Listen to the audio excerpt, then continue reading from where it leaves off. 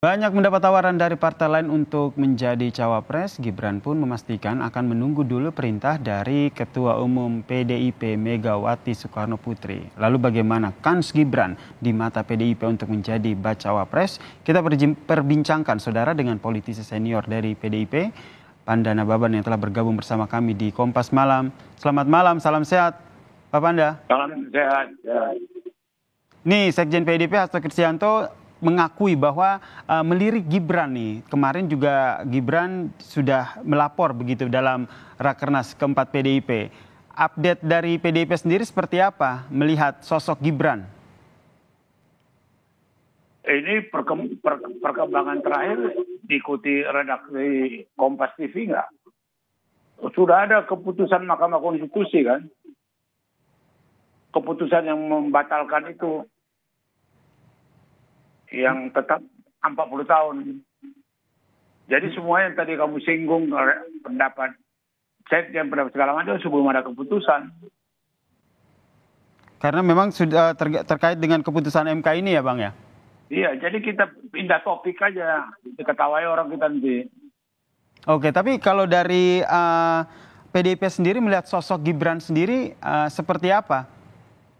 Iya, kader yang baik, wali kota yang sukses, ya kan?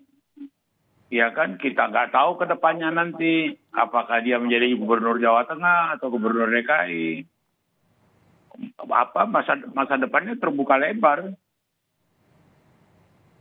Oke, kemudian terkait dengan hasil putusan MK yang terkait dengan batas usia capres dan juga cawapres ini, jauh sebelum putusan ini sebelumnya, apakah memang PDIP sendiri melirik dari Gibran ini untuk menjadi sosok yang diperhitungkan untuk mendampingi Ganjar Pranowo, Bang? Nggak ada itu.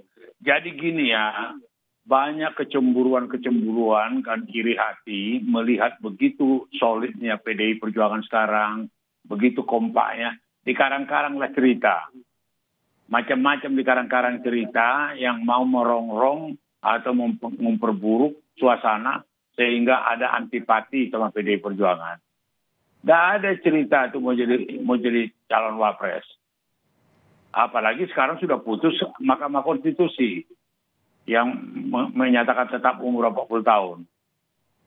Ngapain lagi kita bahas itu gitu. Anda melihat bahwa siapa yang merongrong dan segala macam itu tuh lebih kepada pihak eksternal yang ingin ada keretakan begitu di internal PDIP sendiri?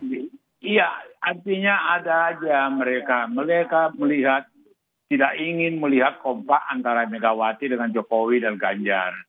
Dikarang-karanglah cerita, dibuatlah semacam satu ada drama-drama.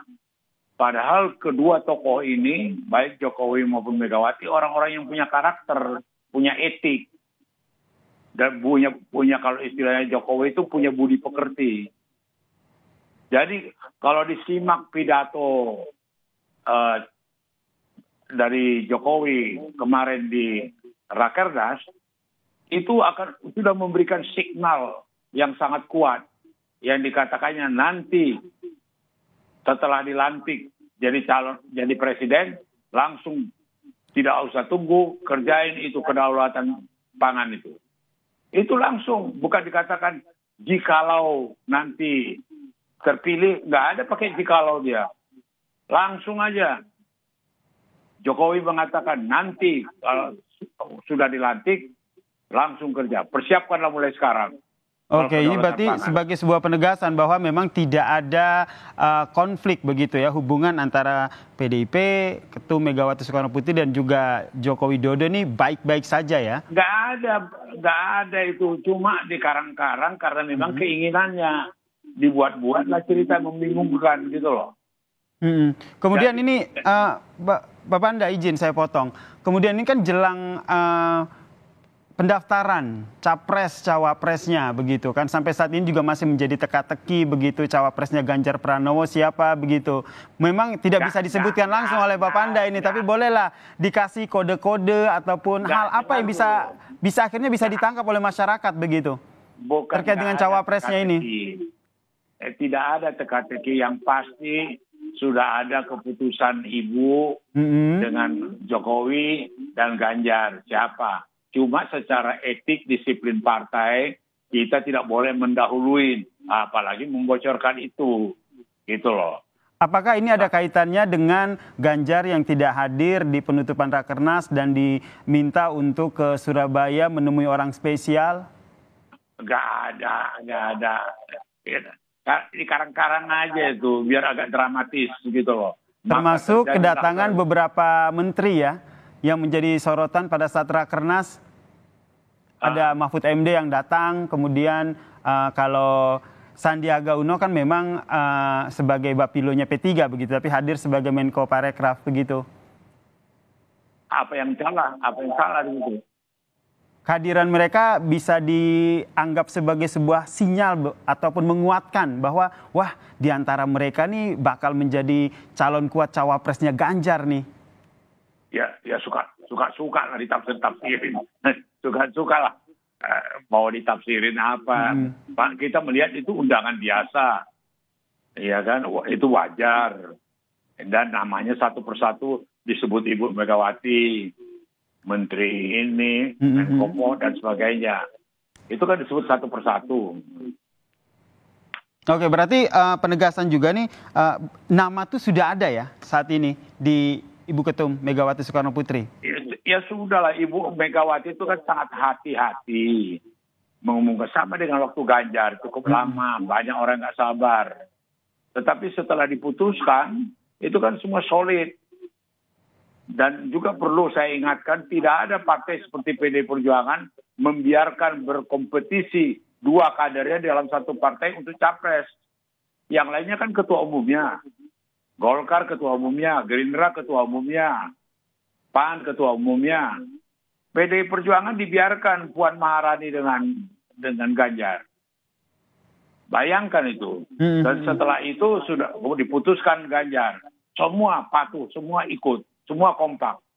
Oke, berarti masih menjadi rahasia begitu. Bisa saya katakan jadi teka-teki ya cawapres dari Ganjar Pranowo ini siapa? Tidak, tapi setidaknya bukan begini ya. Oh, bagaimana Pak? Teka-teki. Itu ada timingnya, ada waktunya. Pada saat yang tepat. Itu kan ketua partai itu kan sudah banyak pengalaman. Dan dia membuktikan bahwa yang dipilih dia itu baik.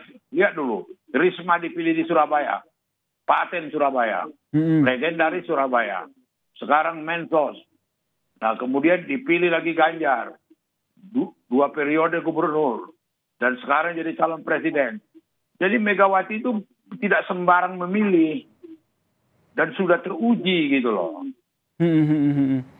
Selain soal elektabilitas, kemudian juga bisa mendongkrak suara dari Ganjar, kemudian PDIP selalu menggaungkan sosok dari Pilpres ini, berbicara sosok begitu dari capres yaitu Ganjar dan juga cawapresnya nanti. Menurut Bang Panda sendiri, Pak Panda sendiri, apa yang menjadi pertimbangan paling krusial dari Ketum Megawati Soekarno Putri sehingga menentukan ini yang pantas menjadi cawapres pendamping Ganjar?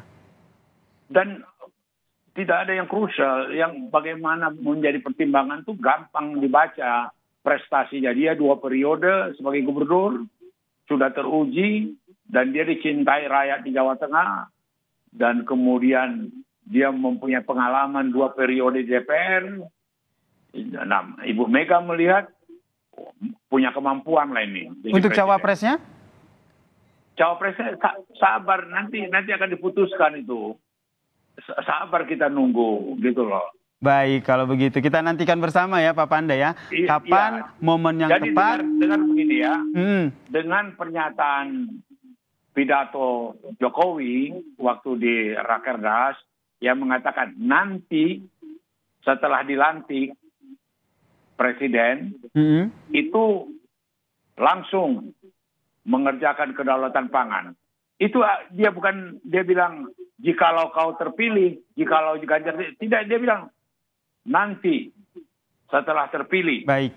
Berarti Jokowi sendiri aku yakin yang jadi presiden itu Ganjar gitu. Baik. Jadi berhentilah isu-isu berhentilah gosip-gosip yang mengatakan Mega retak dengan Jokowi. Jokowi tidak dilibatkan. Ini itu udah yang argo-argo yang picisan itu jangan diulang lagi gitu loh. Baik Pak Panda, kita nantikan juga ya seperti apa nanti momen yang tepat dari Ketum Megawati Soekarno Putri untuk mengumumkan siapa sosok bacawa pres dari Ganjar Pranowo. Terima kasih Pak Panda Nababan telah bergabung bersama kami di Kompas Malam. Salam sehat Pak Panda. Salam sehat.